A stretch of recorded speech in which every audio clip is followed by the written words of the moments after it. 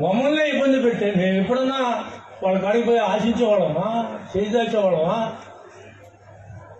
మా పని మేము చేసుకొని పని పోవటానికి కూడా, పార్టీ పని మా పని మేము చేసుకోవటానికి కూడా ఇవాళ దిక్కులేదు. ప్రతి డిపార్ట్మెంట్కి చెప్పాడు పలానా తెలుగుదేశం వాళ్ళు వస్తూ పని చేయగలుగుతాడు. మరి తెలుగుదేశం వస్తూ పని చేయకపోతే వైసీపీ వాళ్ళు వచ్చి పని చేస్తావా? నీ ఇష్టం వచ్చినట్టు నువ్వు రాజకీయాలు చేస్తా ఉంటే మేము తలపించుకొని పోవాలా? నువ్వేది శాసిస్తే అది మేము వినాలా? నువ్వు నవడాగా గౌడ్లు మీరని మాట్లాడితే తలపించుకొని పోవాలా? ఈ రకంగా దుర్మార్గమైనటువంటి రాజకీయం కావాలని జరుగుతూ ఉంది. జిల్లాలో ఉన్న నాయకులకు ఎవరిని చెప్పినా మనం సాయం చూసేది, మన పరిస్థితి మనం గమనించి మనం దగ్గరికి తీసేటువంటి పరిస్థితి లేదు.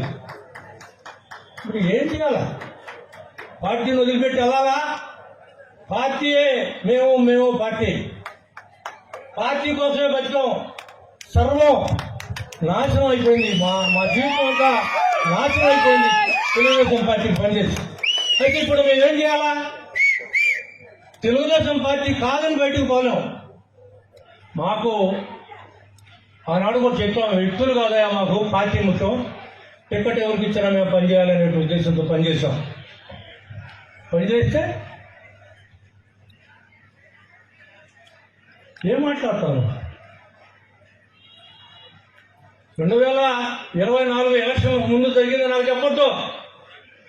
పార్టీ నాకు సంబంధం లేదు, మీరు ఏడానో కావండి. ఇప్పుడు వచ్చిన నుంచి నేను వచ్చిన నుంచి ఏదన్నట్టు చెప్పండి, ఒక్క పని కూడా చేయము. తెలుగుదేశం అన్నట్టు పని చేయండి. ఎవరికి చెప్పాలా? అధిష్టానం కోసం పోవాలంటే 2 నెలల నుంచి ప్రయత్నం చేస్తున్నా. నా బాధ ఏదో, ఇక్కడ జరిగేటువంటి విషయం ఏదో పార్టీకి చెప్పాలనుకుంటే వాళ్ళకు ఉన్నటువంటి ఇబ్బందులు, వాళ్ళ రకరకాలైనటువంటి సమస్యలు. మనోరచనని ఏమన్నాడు? నా కొడుకుని కావలి నుంచి తరిగిపోయి కొట్టేస్తాను, నా కొడుకు నరికేస్తానని చెప్పి మాట్లాడతాడు. ఇలాంటి వ్యక్తులతో రాజకీయాలంటే ఇలాంటి వ్యక్తులు ఏ పార్టీలో కూడా రాజకీయాల్లో ఉండకూడదు, ఉండించకూడదు. అది పార్టీ సిద్ధాంతం. మీ ఇష్టం వచ్చినప్పుడు మీరు ప్రవర్తిస్తుంటే మా జీవితాలు ఆమని ఎలకాలం. నాకు 76 సంవత్సరాలు వయసు. ఎవరైనా అనుకోండి, కావలి నియోజకవర్గంలో నా 76వ సంవత్సరం వయసులో కూడా పార్టీ కోసం మమ్మల్ని ఈ రకంగా ఇబ్బంది పెడితే మేము ఎవరికి చెప్పాలా? ఎవరికి చెప్తే మాకు జరగద్ది? మాకు పోలీస్ స్టేషన్ పెడితే 2 గంటల నుంచి 6 గంటల దాకా పోలీస్ స్టేషన్ పెట్టాను. నన్ను మొన్న గవర్నమెంట్ వచ్చినాక పోలీసుకు నేనేందో, మా కుటుంబం ఏందో పోలీసు వారికి తెలుసు. కానీ ఒత్తిడి, ఒక దుర్మార్గమైనటువంటి రాజకీయ ఒత్తిడి, అతని వల్ల తెలుగుదేశం పార్టీ అనేది మనం అందరం కూడా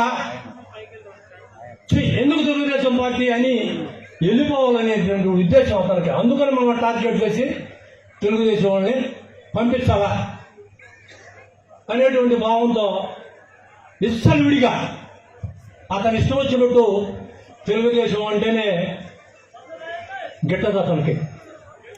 అతను రాజకీయాల్లో ఉంటే మేమేం చేయాలా, మేమేం చేయగలం అనే భావం ఎందుకు మేము రాజకీయాల్లో అనిపించి, అన్న ఈరోజు పార్టీ నమ్ముకొని పార్టీ కోసం పనిచేసాం, వీళ్ళేదో పదవిస్తారనో పదవి తీసుకొని అనుభవిస్తాడనో అది మనకు లేదు. అది ఒక తెలుగుదేశం పార్టీ రావాలా. నేను ఒకే ఒక విషయాన్ని మీకు చెప్పాలా, నా వ్యవహారం ఇది. ఇవాళ ఈయన కూడా మా ఊరే, మహానుభావుడు కూడా ఈ ఊరే, ముసులూరే. వైసీపీతో ఇబ్బందులు పడామా, లేకపోతే ఈ దుర్మార్గుడితో ఇబ్బంది పడామా? ఇది తెలుగుదేశం దుర్మార్గుడిని ఎవరికి చెప్పుకుంటే ఇది నీచమైనటువంటి రాజకీయాలు. ఒకరు ఫ్లెక్సీ వేద్దు అంటాడు, వేస్తే నేను ఒప్పుకోను అంటాడు. ఇంకొక ఆయన మెసేజ్ వాడు గ్రూపులు పెట్టా, గ్రూపులు మీ సెల్లో ఉండకూడదు అంట. ఏంటి ఇది అసలు ఏం జరుగుతుంది? గ్రూపులు పెడితే వాళ్ళ ఎందుకు పెట్టుకోకూడదు? ప్రభాకర్ రెడ్డి ఫ్లెక్స్ కావులు వేయకూడదు, బిఎంఆర్ ఫ్లెక్స్ కావులు వేయకూడదు. రవిచంద్ర 4 రోజులు మాత్రమే ఎందుకోను మరి రవిచంద్ర ఆయన ఇంట్లో లేడు అన్నాడు, మళ్ళీ ఫ్లెక్స్ చేయండి.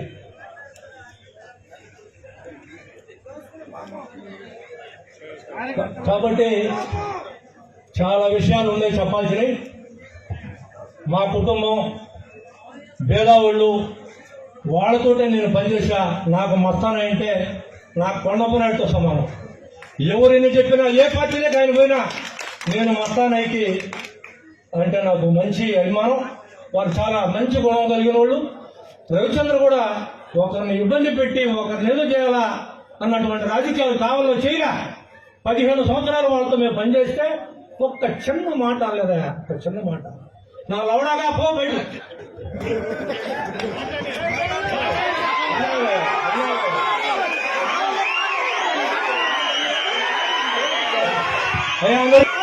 ఏదన్నా ఉంటే నేనైనా మీకు నచ్చని మాట ఏదైనా చెప్పుంటే మీరు క్షమించాలా అని ఈ సందర్భంగా తెలియజేస్తూ